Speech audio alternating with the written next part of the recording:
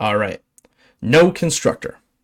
So we keep saying that constructors are the way that you provide instructions to make an object, which would make it sound like constructors are required. You can't not have a constructor.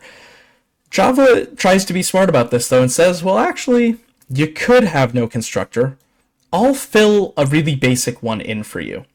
And when I say basic, I mean really basic. Java never writes this constructor, so if you don't have one, you would never see it. But it functions like a no argument constructor or a default constructor. It functions kind of like this guy here, where there's no parameters. That's the really important part, no parameters. And it fills this role of the default constructor. And here's what it does. It takes in no information and will assign default values to all instance variables. So if we didn't have any constructors here, this no argument constructor that Java makes for us would assign values to name, age, and height inches. The question is, what is it going to assign? Is it random? Of course it's not random. Java has default values for every given type in Java. Here's the default values for some of the basic types we work with often. The default value for an int is 0. So if I did not have a constructor, age would get assigned 0. Double is 0.0, so height inches would have been assigned 0.0. Boolean is false. We didn't have a Boolean here. String is null. Not an empty string. Sorry about that. Not an empty string, the value null, which is the lack of a value. This is an interesting behavior. This is great, right? We don't have to write a constructor. Java will do it we'll be able to make an object anyway, but we want to be careful about this. There's a reason that I wrote this constructor in this class, and that it's not using the default values of null, 0, and 0.0. And that's because the values we assigned in a default constructor mean something to us, even if they're the fact that we didn't have the information.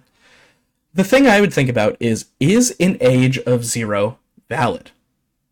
Yeah, I technically it is, right? A baby, someone just born, would be 0 years old. So a default value of 0 is good in the sense that it's a possible value for age. It's something that makes sense. The problem is, if I go back to this object later, and I say, what's your age, and it says 0, I wouldn't know at that point whether that's 0 because it's actually 0 years old, or I told it was 0 years old, or if that is 0 because I didn't know how old it was. The way that I wrote this constructor up here assigns age -1. And the reason I did that is because that is information. If I go back to an object I made a while ago and it says it has an age of -1, I know immediately that I didn't know the age when this object was created, right? That means something to me. If it was 0, I wouldn't be sure. But if it's -1, I am extremely certain.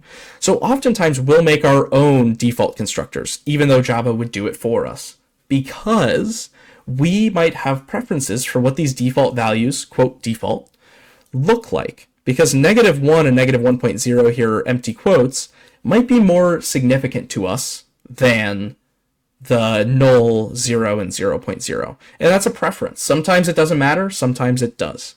So that's the idea of no constructor. So to wrap up here, we went through the object states, the purposes of a constructor, how constructors work with the pass-by value.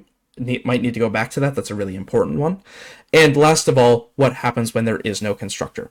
At this point, you're ready to move on to the assignment. You can go into the initial try folder, check out try.md for those instructions, and you're good to go. Have a great day.